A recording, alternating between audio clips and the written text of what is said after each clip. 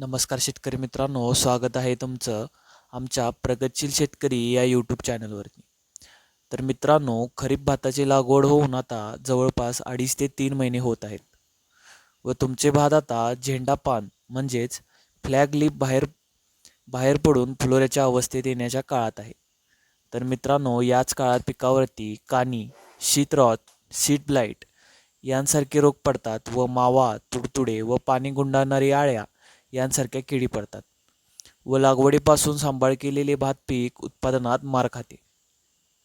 तर मित्रांनो, याच घातक किडींपासून वाचवण्यासाठी व चांगले उत्पादन घेण्यासाठी शेतकऱ्यांनी एक फवारणी घ्यावी, ज्याच्यात बुरशीनाशक कीटकनाशक असून दाणे चांगले भरण्यास व फुलांचे रूपांतर दाण्यात होण्यास मदत होते.